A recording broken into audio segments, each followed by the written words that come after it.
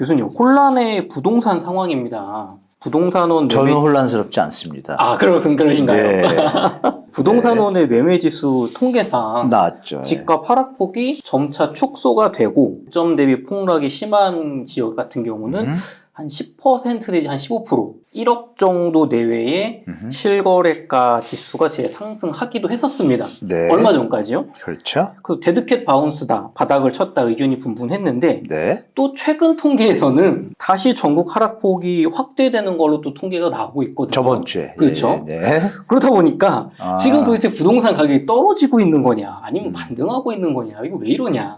그러니까 결론은 뭐 저희 때 그런 말 많이 썼거든요. 결론은 버킨 겁니다. 이런 말인데 지금 이제 올라갔다 내려갔다 여러 가지 변동폭이 많은데 그냥 그 0이라는 기준에서 볼 때 여전히 지금 작년 9월부터 계속 다 마이너스예요. 하락이에요.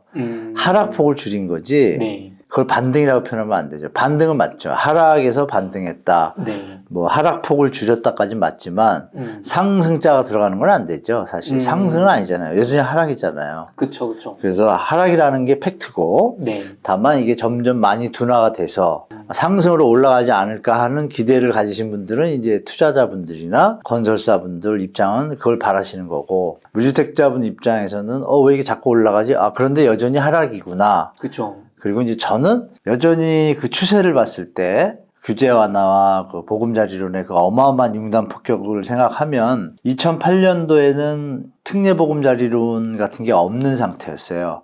그런데 서울 거래량이 글로벌 금융이 터지고 나서 2,000개로 내려갔다 서울 아파트가 7,000개, 8,000개로 바로 오릅니다. 완화 대책이 나오니까. 지금은 우리가 1,000대였잖아요. 1,000대 이하나? 그랬다가 그러면 3, 4,000 가야 그나마 좋은 건데 2,000 겨우 갔고 이번 달도 3,000 겨우 갈 것 같아요. 힘이 약해요. 힘이 약하고 특례보금자리론의 힘도 추가가 됐음에도 약하고 그 다음에 그 특례보금자리론이 한 지금 3월 말일 기준으로 제가 알기로 57% 정도 소진됐으니까 지금 한 열흘 정도 더 지났으니까 그러면 한 60% 이상 좀 소진됐을 거거든요. 네. 근데 중요한 건 소진 속도가 느려지고 있어요.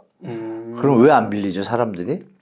아무래도 말씀하신 것처럼 실거래가 지수가 좀 오른 것도 있다 했잖아요. 네네.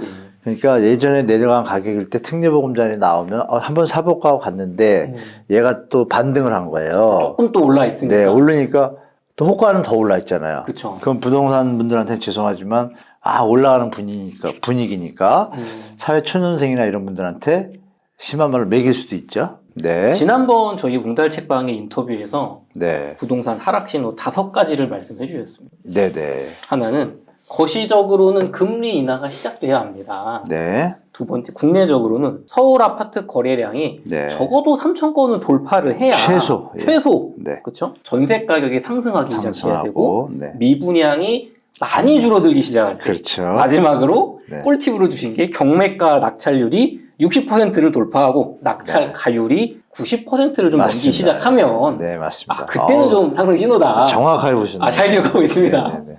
그래서 부동산 요 5대 지표 바닥 신호로 봤을 때 네네네. 지금은 조금 어디쯤 와 있을까요? 지금 거래량은 조금 늘었잖아요. 네네. 근데 말씀드린 3,000건을 확실하게 돌파하지 못하고 있거든요. 그러니까 아직 세모 동그라미의 중간 형태죠. 거래량 하나는. 네네. 그리고 금리는 아직 그대로 있잖아요. 내리진 네네. 않았고. 그리고 미분양은 늘어나고 있잖아요. 그렇죠. 경매 지표는 지금 또 안 좋아졌습니다. 또 더 낮아졌어요. 더 낮아졌네요. 네, 그래서 5개 중에 하나가 좋잖아요. 거래량 는 거. 네네. 근데 거래량이 확실한 수준이 아니다. 그러면 4개는 확실하게 지금 하락 분위기의 지표고 하나는 상승 분위기의 지표인데 조금 약한 지표다 그러면 판단은 우리 시청자분들이 하시면 되겠죠? 네. 교수님, 금융감독원에서 네. 국회의원에게 제출한 보고서에 따르면 네. 국내 증권사들의 부동산 PF 대출 연체율이 네. 10.38%로 집계되었습니다. 네. 이 수치는 2019년 말에는 1.3%에서 네. 거의 10배 가까이 증가한 수치인데요. 네. 또 한편에서는 저축은행의 PF 대출, 브릿지론이 연체도 심각하다는 뉴스가 들려옵니다. 네. 교수님, 현재 부동산 금융시장 네. 저희가 안심할 수 없는 상태일까요? 네. 작년에도 좀 말씀드렸었는데 올 이제 하반기 전에 좀 나타날 겁니다. 그리고 아시겠지만 작년 10월에 네. 그 레고랜드 사태로 막 시끄러울 때 막 회사 취급리가 너무 높아졌을 때 건설사들이 거의 죽음이었죠. 막 금리가 17%, 18% 가면은 사업의 수익성이 20% 30%인데 1년 반만 가면 다 까먹잖아요. 그러니까 망하는 거랑 똑같은 건데 너무 급하니까 정부에서 그 ABCP라고 그러죠. 자산유동화증권에 대해서 정부가 일단 차 한 대출 해준 거예요. 갚아야 되는데 못 갚으면 부도니까. 그러면 우리가 일단 빌려줄게 해서 빌려줬단 말이에요. 근데 걔들의 만기가 1년짜리예요. 정부는 그 돈이 다 어디서 나겠어요 또. 투자자가 뒤에 있겠죠. 투자자도 있고 국가 재정도 있는데 같이 들어가요. 그러니까 그런 걸 생각해 보시면 1년 지나면 일단 어느 정도 회수가 되거나 그 현장에 1년 동안 분양을 해서 갚으란 얘기였잖아요. 그러면 이제 그게 10월 달 얘기입니다, 여러분. 10월 달. 그 난리 났을 때가. 그리고 1월, 2월, 11월, 12월 조용히 지나가고 1월, 2월 가는 중에 여러분들이 아시는 흥국생명, 코코본드, 신종자본증권 일이 터졌고 새마을금고가 뜬금없이 또 시끄럽게 좀 만들었고 안 보이던 일이 일단 일어났고 지금 말씀 주신 연체율이 10%면요, 은행에서는 일단 위기입니다. 어느 은행, 금융기관이든. 수익률이 뻔하잖아요. 은행의 수익률은. 예대마진 계산해 보시면. 대손충당금을 해칠 정도로 오게 되면 문제가 되는 건데, 연체율이 한 번으로 끝나는 게 누적되면 문제가 되겠죠? 연체율은 왜 발생하죠? 너무 사업을 잘 돼서 빨리빨리 갚아야 되는데. 그쵸. 못 갚으니까. 분양이 안 되니까. 네. 그러면 그 은행들의 입장에서 어떻게 되나요? 계속 기다릴 수는 없잖아요. 한없이. 그렇죠. 채권에서 들어가야 되죠. 그러면 그 PF 현장은 부도가 나는 거죠. 채권에서 해요. 왜? 은행 입장에서 살아야 되니까 자기도. 그렇죠. 같이 망할 수는 없잖아요. 그러면 그 얘기는 은행이 저축은행이든 캐피탈이든 보험사들이 회수를 하려고 할 때 분양이라는 시장과 맞물려 있잖아요. 이 세 개가. 분양이 안 되면 다 파산인 거고. 그 정도가 정부에서 이제 경제, 금융, 우리나라 국내 금융위로 가는 걸 막기 위해서 네. 최대한 지원을 하고 있는데, 워딩이 제일 중요합니다. 워딩이 뭐라 그러냐면, 추경호 장관 얘기할 때 여러분들은 바쁘셔서 모르니까 제가 대신 잘 봤는데, 어떻게 됐냐면, 우량 현장에 대해서는 적극적으로 지원을 해준다. 단 구조조정을 전제로 이겁니다. 우량 현장조차도 분양가를 싸게 하라는 얘기입니다. 그래야 팔리잖아요. 그렇죠. 그래야 돈이 돌잖아요. 덜 남고. 근데 우량 현장만 얘기했단 말이에요. 부실 현장은. 손을 안 대준다는 얘기예요. 이게 이제 팩트죠? 네. 그거 안 대주는 데서 이제 아니나 다를까 새마을금고 툭 터졌잖아요? 그 현장에 문제가 있으면 새마을금고 대출이 아니라 중도금 대출이 아니라 이쪽에 정부의 지원을 받아서 텀을 더 가질 수 있는데 그거 못 가졌잖아요. 자기가 안 되니까. 네. 그러니까 이제 새마을금고가 대신 들어가 준 건데 일이 났죠? 그 일이 이제 연체율이 높아지면 점점 여러 군데서 벌어질 가능성이 있잖아요. 네. 그래서 실제로 여러분들이 모르시는 분야가 또 뭐가 있냐면 이건 주거용이잖아요. 네. 서울 수도권에는요 한때 코로나 때 그 물류창고가 대박이 났었어요. 물류창고가 서울 수도권에 모자라가지고 물류창고 사업이 붐이 불었어요. PF 증권사들이나 보험 캐피탈 일부들이 물류창고에 땅 사고 짓는 돈을 PF를 해준 게 많아요. 근데 여기서 뭐냐면 다 지어가거나 짓고 있는 중인데 지금 경제가 이렇게 된 거예요. 그죠. 또 코로나로 인한 어떤 그 배송 수요도 아무래도 많이 빠졌고 네. 경제도 안 좋아지고 경제가 다운되니까 금리도 예약했던 창고를 쓰기로 했던 예약 임차인이라고 있어요. 그렇게 하면서 사업을 진행하는데 그 임차인들이 어떻게 돼요? 지금 자빠지고 있잖아요. 네. 그럼 이 사업은 어떻게 돼요? 스톱이죠. 그런 것들도 좀 많습니다. 게다가 여러분이 들어봤던 지식산업센터 많이 요즘 끝물이라 가지고 완전히 좀 안 좋고 그러면 그런 것들이 제가 볼 때 하반기 내에 조금 뉴스들이 나올 것 같아요. 제 생각에 나오면 심리가 좀 줄겠죠. 그래서 제가 올해는 아무것도 하지 말고 그냥 기다리셔라. 무주택자는 그냥 사전 청약만 보시고 청약만 보시라고 그런 뜻입니다. 그러면 말씀하신 것처럼 3억이라는 거를 분양 할인을 할 정도면 정말 지나치게 고분양가로 책정이 됐던 게 아닌가 그렇죠. 생각이 드는데요. 분양가 상한제가 적용되는 민간 아파트라든가 공공택지지구 같은 경우 상대적으로 분양가가 좀 저렴한 편입니다. 그렇다면 요런 합리적인 분양가로 판매하는 아파트에는 지금 무주택자분들이 청약을 좀 넣어도 괜찮은 시기다라고 생각하시는지요? 일단 기존 시세가 여러분 2015년, 16년, 17년 대비 다 두세 배 올랐거든요.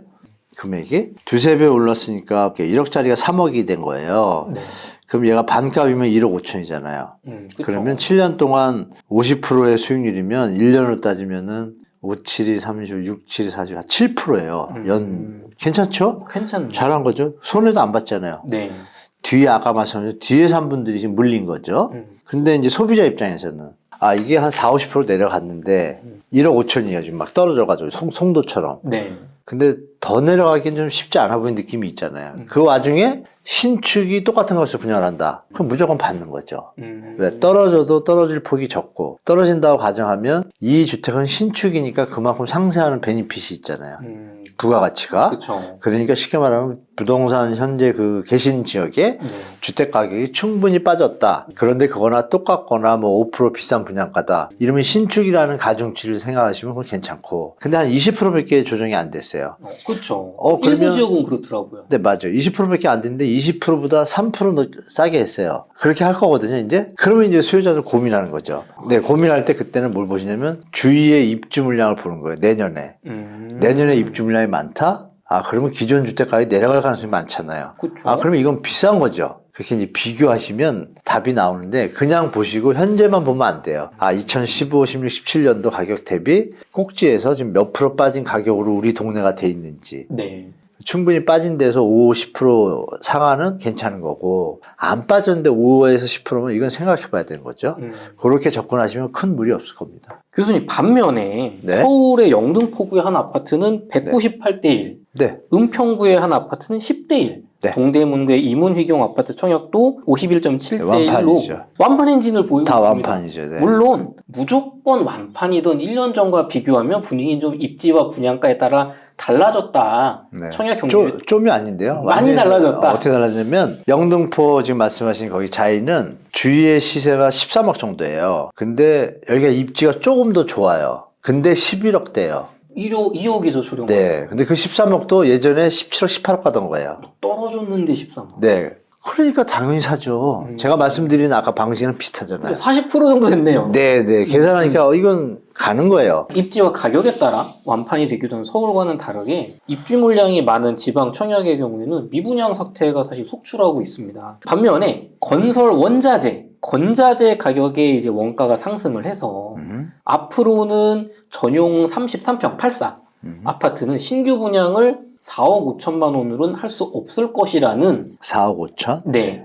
일부 전문가들, 건설업계의 이야기도 있습니다. 그래서 이번 하락장에 4억 5천만 원 이하로 만약에 분양을 하고 있다거나 혹은 주변 신축급 아파트가 그 정도 가격으로 떨어진다면 무주택자분들은 내 집 마련을 해야 할까요? 그 4억 5천이라는 기준은 정말 그 위험한 기준입니다. 그 건축비는 지금 600이면 짓습니다. 일단 평당. 한 2억이면 짓고 좋게 지으려면 평당 1000 가면 됩니다. 그러면 얼마예요? 3억이잖아요. 근데 지금 4억 5천이라는 기준을 뜬금없이 건축비를 던졌는데 이건 뭐냐면 택지비를 포함한 가격이잖아요. 그렇죠. 그러면 엄청 싸잖아요.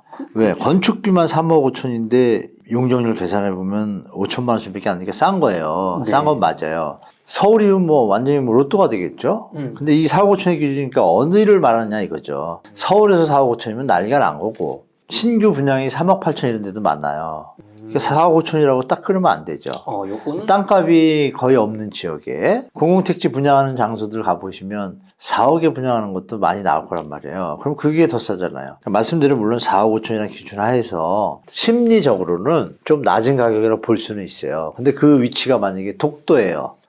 네. 그게 쌉니까? 아니잖아요. 그쵸. 그러니까 결론은 안정적인 교통이 확보되고 집단 주거 시스템이 확보된 지역에서 이 가격이라면 합당한 가격이지만 외진데 가가지고 독립군처럼 또 한 지역에 있는 아파트 이건 아닌 거죠.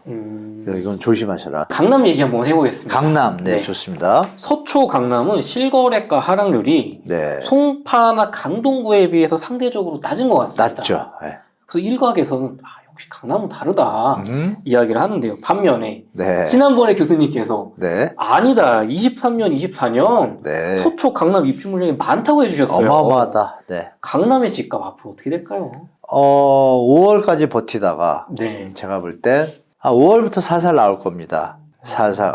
서초 강남 수치가 제일 지금 하락폭이 적거든요. 네. 어떻게 나타날지 모르지만 원베일리라고 있잖아요. 아파트가 8월에 입주인데 네. 그럼 보통 3개월 전에 전세 계약이 할 수가 있잖아요. 신축이니까. 그렇죠, 그렇죠. 8월에 입주하려면 미리 3개월 전에 준비라 돈도 내고 잔금 쳐서 전세를 들어갈 거 아니야. 그러면 800이 3은 오잖아요. 그렇죠. 그럼 5월에 전세 물건이 나오기 시작할 겁니다.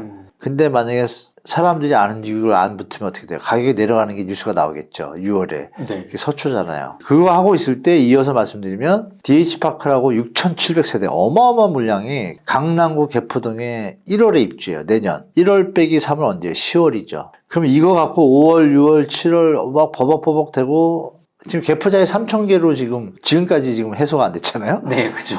그럼 얘도 계산하면 5, 6, 7 입주 8월 되고 9월, 10월까지 버벅될 거잖아요. 안 채워줘서. 그런데 또 6,700개 세대가 또 나온잖아요. 이게 만만해 버틸까요, 여러분? 상식적으로? 좀 안 버틸 것 같다는 느낌이 들지. 저는 그래요.